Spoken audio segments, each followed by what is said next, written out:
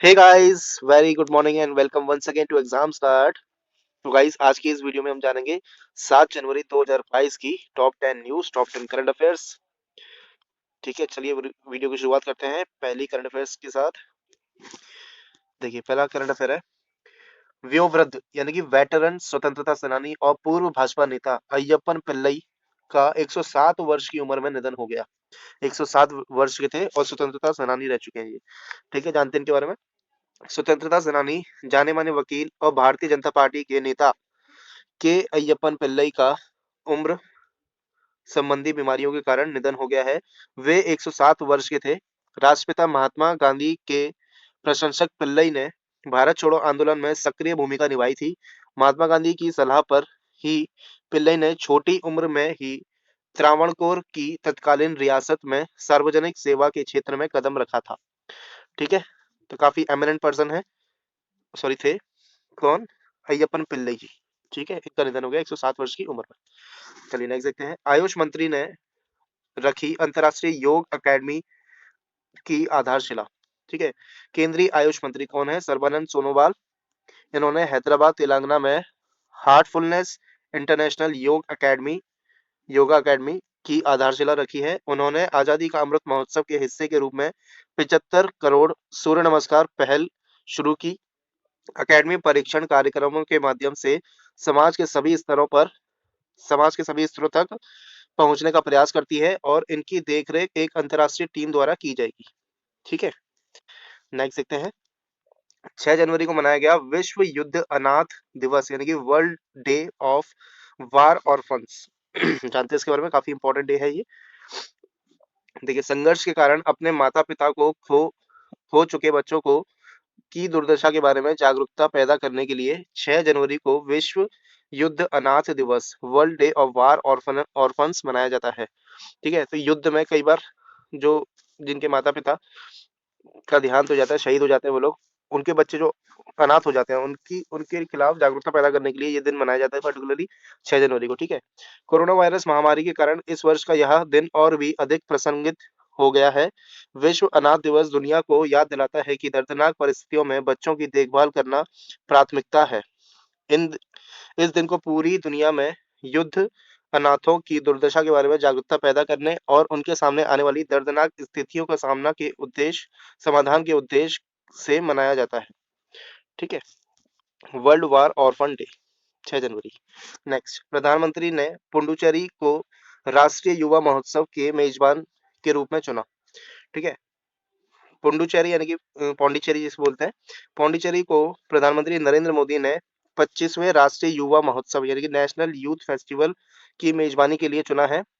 25वां राष्ट्रीय युवा महोत्सव 12 से 16 जनवरी 2022 तक पुडुचेरी में आयोजित होने जा रहा है। आपको पता होगा, जो युवा दिवस होता है ना अपना, नेशनल यूथ डे कब मनाया जाता है? 12 जनवरी को मनाया जाता है ना। चलिए, केंद्रीय युवा मामले और खेल और सूचना और प्रशासन मंत्री अनुराग ठाकुर ने कहा कि स्वतंत्रता के 75वें वर्ष को चिन्हित करने वाला आजादी का अमृत महोत्सव के हिस्से के रूप में आयोजन त्योहार का आयोजन किया गया है। 12 से 16 जनवरी तक मनाया जाएगा नेशनल यूथ फेस्टिवल। ठीक है, और डे कब होता है? 12 जनवरी को नेशनल यूथ डे, ये भी आपको याद रखना है। नेक्स्ट, राजकुमार सिंह ने स्वचालित उत्पादन नियंत्रण राष्ट्र को समर्पित किया। स्वचालित उत्पादन नियंत्रण, ठीक है, यानी कि ऑटोमेटिक जनरेशन कंट्रोल, ठीक है, देश को समर्पित किया। जानते हैं इसके बारे में। बिजली और नवीनकरण ऊर्जा मंत्री यानी कि the minister of power and new and renewable energy Rajkumar Singh ने राष्ट्र को स्वचालित उत्पादन नियंत्रण यानी कि ऑटोमेटिक जनरल कंट्रोल समर्पित किया है।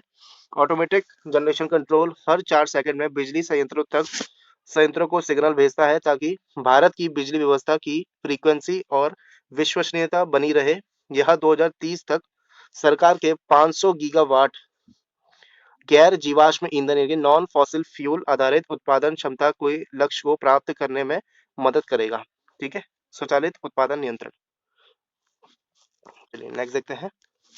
रक्षा मंत्री राजनाथ सिंह ने चंडीगढ़ विश्वविद्यालय में Kalpana Chawla centre for research in science and technology का उद्घाटन किया। मोस्ट इंपोर्टेंट न्यूज है। ठीक है, उद्घाटन किसने किया है ये आपको याद रखना है, राजनाथ सिंह जी ने, जो कि हमारे डिफेंस मिनिस्टर है, राजनाथ सिंह जी ने। ठीक है, defence minister Rajnath Singh has recently inaugurated Kalpana Chawla centre for research in science and technology at Chandigarh university. A new space science research center has been set up with the objective of training the students to face the future challenges in space science, satellite development and space research. ठीक है. This center will act as a ground control station for the satellite built by the students of Chandigarh university. ठीक है, mainly student को space science के बारे में जागरूकता फैलाना, उनके बारे में उसको नॉलेज देना, ये सब चीजें होगी इसके तहत. ठीक है, देखते हैं आगे. जी अशोक कुमार ने राष्ट्रीय स्वच्छ गंगा मिशन के नए महानिदेशक के रूप में पदभार ग्रहण किया है. जी अशोक कुमार ने. ठीक है, जल शक्ति मंत्रालय के तहत अतिरिक्त सचिव जी अशोक कुमार को जल शक्ति मंत्रालय के तहत राष्ट्रीय स्वच्छ Ganga mission national mission for clean Ganga के नए महानिदेशक के रूप में नियुक्त किया गया है. उन्होंने महानिदेशक राजीव रंजन मिश्रा का स्थान लिया है.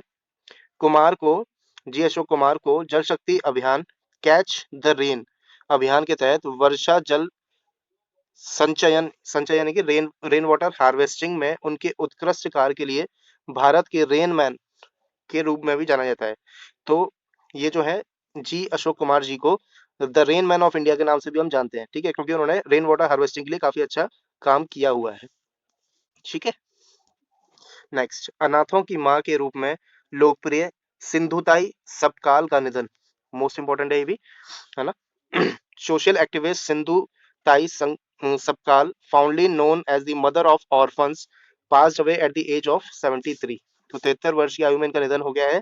ठीक है, उन्हें केवल सिंधुताई या माई के रूप में भी जाना जाता था. उन्हें 2021 में सामाजिक कार्य श्रेणी में पद्मश्री से सम्मानित किया गया था. तो हाल ही में अभी जो पद्मश्री अवार्ड दिए गए थे उनमें इनको भी अवार्ड मिला था. ठीक है, इसके अलावा उन्हें अपने जीवन काल में 750 से अधिक पुरस्कार और सम्मान मिले थे. ठीक है, उन्होंने करीब 2000 अनाथों को गोद लिया और इससे भी ज्यादा की दादी थी. ठीक है, तो कोई छोटा काम नहीं होता 2000 बच्चों को गोद लेना, है ना, उनकी देखभाल करना, सारा पालन पोषण करना. वह महाराष्ट्र की रहने वाली थी. उनके जीवन पर एक बायोपिक भी क्या नाम है इसका बायोपिक का, मी सिंधुताई सपकाल, वर्ष 2010 में रिलीज हुई थी. ठीक है, इनका निधन हो गया अनफॉर्चुनेटली.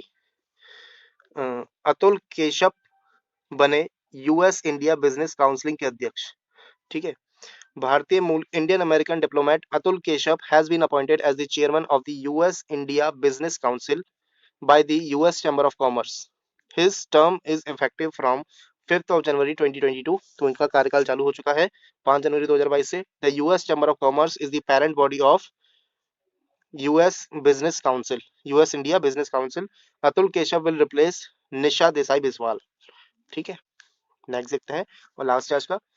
आई होप आपको करंट अफेयर्स पसंद आ रहे होंगे. अगर आपको करंट अफेयर पसंद आ रहे तो प्लीज वीडियो को लाइक जरूर करें और चैनल पर पहली बार आए तो चैनल को सब्सक्राइब भी जरूर कर लें. ठीक है, जानते हैं लास्ट न्यूज आज का.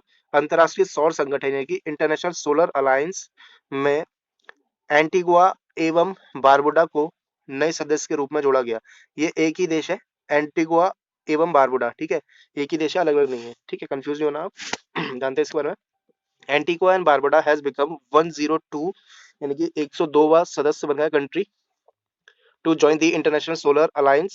The Indian High Commission in Guyana gave this information by tweeting and signed the framework agreement. Antigua and Barbuda joined the International Solar Framework in the presence of Indian High Commission Dr. KJ Srinivas. The International Solar Alliance serve as a means to bring energy access to its member countries, ensure energy security and drive energy transition. अंतर्राष्ट्रीय सौर संगठन अपने सदस्य देशों में ऊर्जा पहुंच लाने, ऊर्जा सुरक्षा सुनिश्चित करने और ऊर्जा संक्रमण को चलाने के साधन के रूप में काम करता है. International solar alliance. ठीक है, ये जो देश है एंटीगुआ एवं बारबुडा, ये कहाँ पड़ता है? ये पड़ता है कैरिबियन आइलैंड के आसपास, है ना. जो नॉर्थ अमेरिका और साउथ अमेरिका के बीच में काफी सारे आइलैंड्स पड़ते हैं, उसके बीच में ही एक आइलैंड है ये. ठीक है, जिसका नाम है एंटीगुआ एवं बारबुडा. इसकी कैपिटल क्या है? Saint John is the capital and key port of Caribbean island nation Antigua and Barbuda. तो सेंट जोन इसकी कैपिटल है. ठीक है, तो ये थे आज के हमारे top 10 news, top 10 current affairs.